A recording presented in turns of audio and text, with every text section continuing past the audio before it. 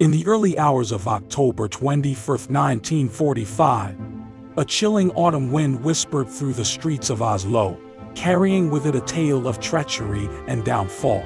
Vidkun Quisling, once Norway's wartime leader, stood before a firing squad at the historic Akershus Castle, his fate sealed by his collaboration with the Nazis. Rewind to April 9, 1940. Norway, a serene land of fjords and mountains, was shaken as Nazi troops marched in. Amidst this chaos, Quisling, leader of the small National Union Party, seized an opportunity.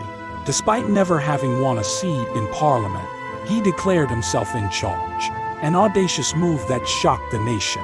Quisling's name soon became synonymous with betrayal. Across Europe, newspapers, including the London Times, coined terms like Quisling and to Quisl as new words for treachery. This man, who had once been seen as a quiet, intelligent dreamer, now personified deceit. Before these tumultuous times, Quisling had spent years in the Soviet Union. Initially an admirer of communism, he grew disillusioned, vowing to thwart the advances of Norwegian socialists.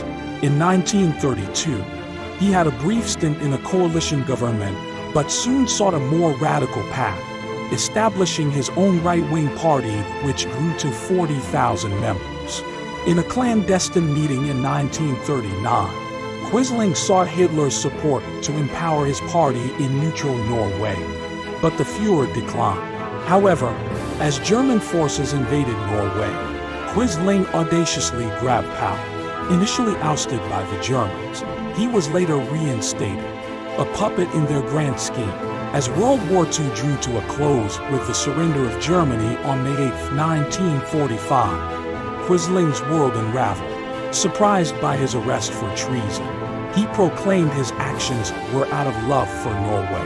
His pleas fell on deaf ears, and he faced a death sentence, a punishment not used in Norway since 1876.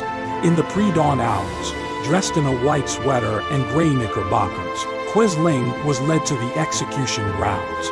A doctor marked the target over his heart. Blindfolded, bound to a wooden wall, he faced his final moments. His last words echoed in the cold air. "I have been judged unfairly. I die innocent."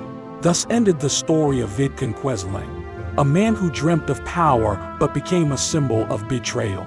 His life ending as a tragic chapter in the annals of Norwegian history.